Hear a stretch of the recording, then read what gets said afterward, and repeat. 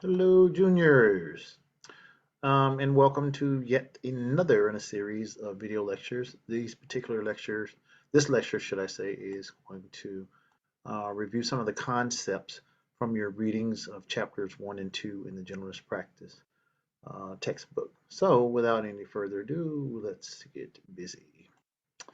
All right, so let's talk a little bit about social work and what makes it unique.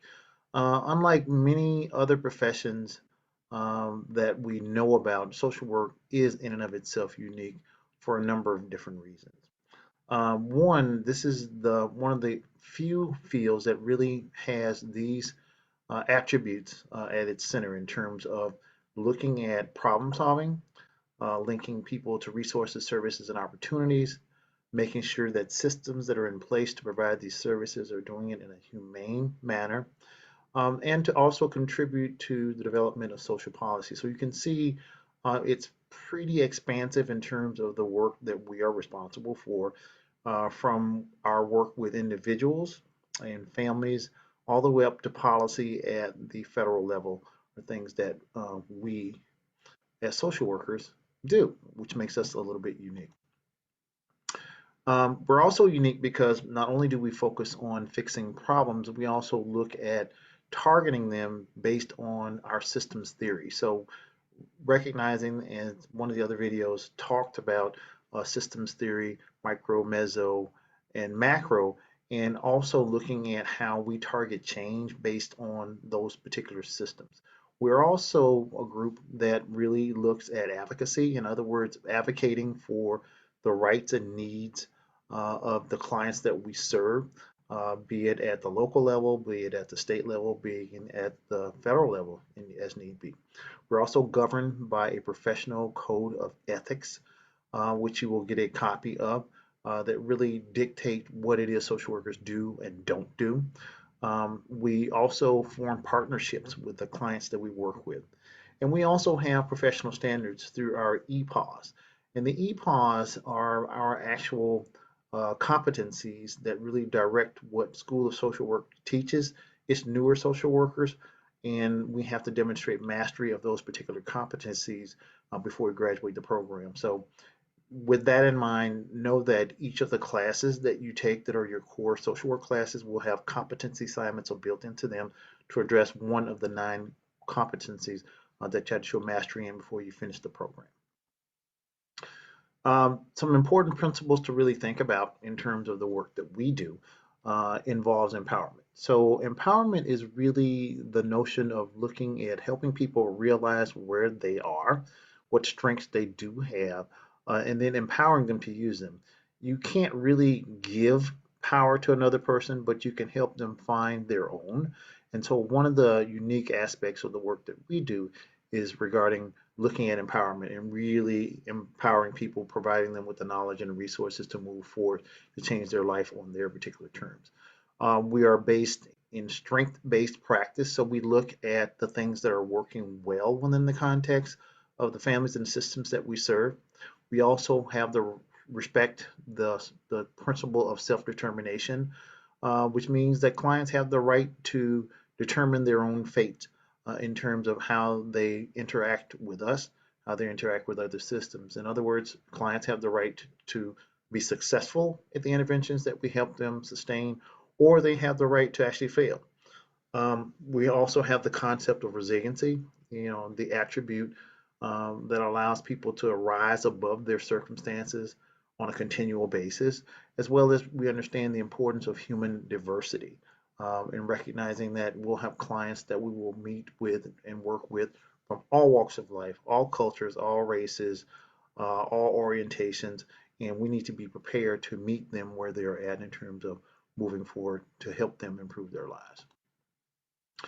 Other important concepts that we have, and I'll kind of walk through each of these a little bit. So we have the concept of equifinali, which basically means that there are many different paths to one solution. So, if I'm working with a client who is struggling with family relationships, there are a number of different things that we can do in terms of planning for what kind of services and interventions can be put into place to actually change the behavior as it relates to how this particular person is connecting with their family. So there's not a set pattern of things that we do each and every time that work, but if we try a number of different approaches, different techniques, different skill sets, different types of resources, we may get to that particular final outcome, which is a better relationship, but it may look different based on who we're providing the service for. So in other words, if I do this for one of my clients, it may or may not be successful for another client. So we need to really think about many different paths to get to a final outcome. We look at client systems. An individual can be a client system, a family can be a client system, a group can be a family client system, a community can be a client system. Um, we also look at this whole notion of change agent in systems, and so that's a role that we play as social workers. Their action systems. So where does that particular individual or family reside? Who do they connect with on a daily basis? What's a part of their everyday life? That becomes an action system that we can activate.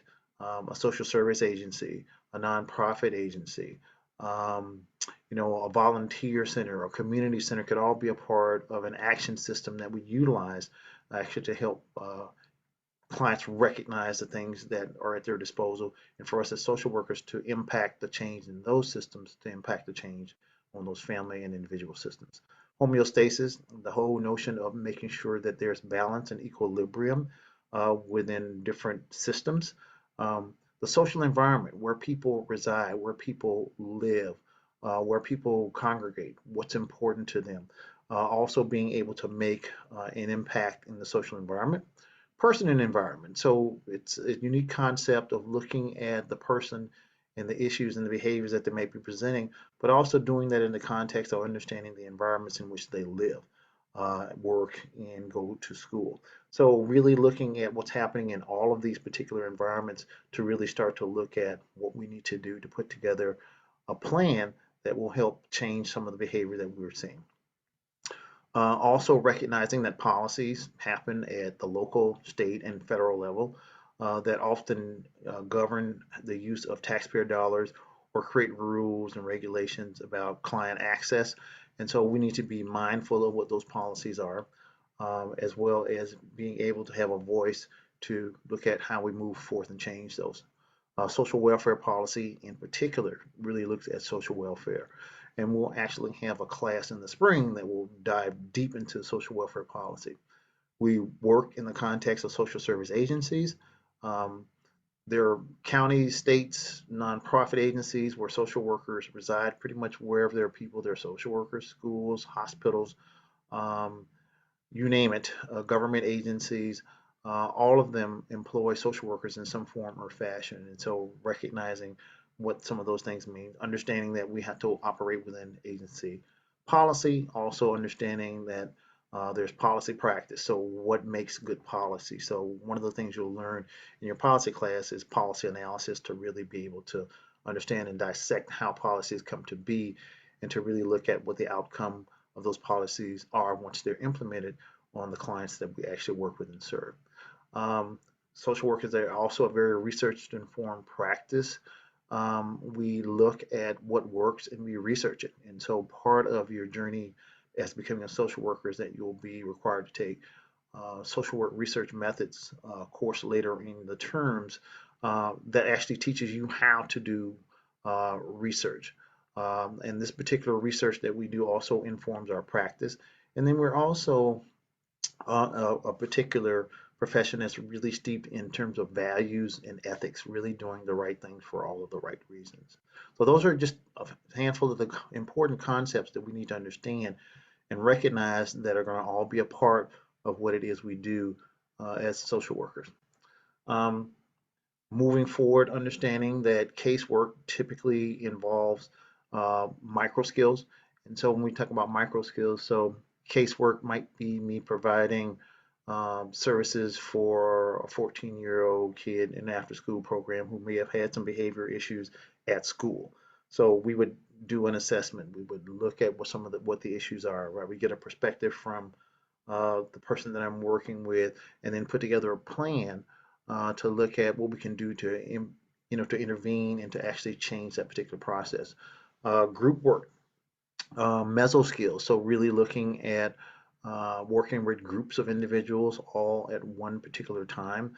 There's also a course that actually specializes in really helping you understand how to run groups, what they are composed of. And so groups oftentimes are much more cost-effective ways of providing treatment for clients because you um, individually it would cost more than it would to treat a group of 10 with one particular practitioner. And then community organization, which is like macro skills, so really community building. There will be classes later um, in your tenure here at Scholastica that will really help you understand the ins and the outs, the dynamics of community organizing. The principle of intersectionality and recognizing that people are very complex. We have overlapping issues, we have overlapping strengths and deficits, as well as we're very diverse. So again, we need to take these things into consideration when we're looking at putting together plans and looking at what resources might work because we have a very unique and ever evolving population that we're working with. The notion of cultural competence or at least cultural responsiveness. And that's the ability to really be able to understand that different cultures have different ways of seeing the world and operating in the world. And we have to have some idea about what some of those differences are so that we can adjust our practices in ways that make sure that they are culturally competent and are going to meet the client in terms of what they need. Also recognizing that we live and work in a world that is discriminatory and oppressive and that utilizes stereotypes. So various communities in our particular American society face this on a daily basis.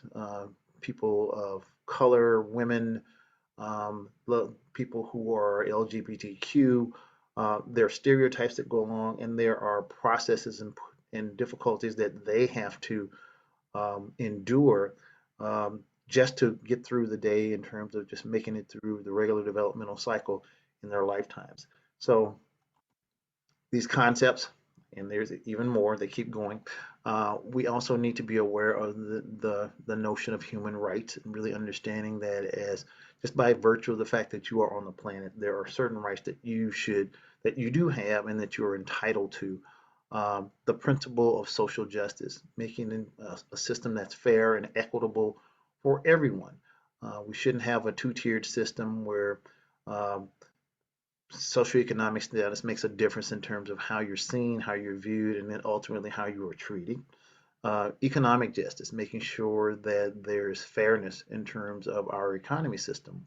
Right now, we have a system where we have the top 1% of wealthy people owning more wealth than the bottom 99 combined. That's an unequal, unbalanced system. Is it just and is it fair? So it's things like these concepts that we really dig into, as well as environmental justice, in terms of looking at how well are we providing for and taking care of Mother Earth. We have issues around climate change, wildfires, massive hurricanes, and it can all be connected to, through science, changes that man has made in terms of the atmosphere. And so if we don't get a sense of really getting our hands around those things, we're going to have trouble for all of us, as well as the notions of environmental racism, where we look at um, where plants are structured and where waste material is stored, or where hazardous chemicals are released into actual streams and waters, and who lives in those particular neighborhoods where the impact is the greatest. So those are things that we need to be mindful of. And I know that was a lot, but the reality is that those are concepts that we will talk about and we will continue to explore as you are on this journey in the social work program. So the other thing to recognize as a generalist social worker as well is that these are some of the roles that you will be playing. So in the context of the work that you do, there'll be times that you'll operate as a counselor, an educator, an advocator, an initiator, a case manager, an organizer, a consultant, a facilitator. That could be with groups of individuals that have a common issue. That could be with one particular individual who happens to be your client. That could be with a family. That could also be a part of having a connection at the legislative level where we're actually talking to legislators or folks who create policy about the importance of what the policies that they might be voting on will mean for the clients that we actually serve. And you'll see this again and again and again and again. Um, so commit to just memorizing these particular steps. This is the generalist intervention model, and we start with engaging. How do we engage the client system? What kind of things do we do? How do we enter a room? How do we greet? How do we talk with people? The assessment portion of the change process is really looking at understanding and exploring the situation from the client's perspective, really understanding what the problems are, what the needs are, and what the strengths that exist within the context of this family, and then planning with them what we're going to do to look at changing the behavior, agreeing on and identifying the behaviors that need to change, understanding what may cause them, and then looking at what resources can be provided to actually curtail or mitigate those particular circumstances. Putting that plan into action, monitoring it, evaluating the effectiveness of it, and at the end of the time that we have with the folks that we're working with, we move to the termination process where we end the plans changed intervention process, and then we follow up sometime later to make sure that things are still working. So this is pretty much standard in terms of whether you're working across in a macro level placement, looking at policy, if you're looking at working in a community with certain groups. Let's just say we're working with a group of folks who are homeless and we're really trying to look at resources, or we're working with an individual person. Let's say I've got a client who is on my caseload who has a problem with substance abuse.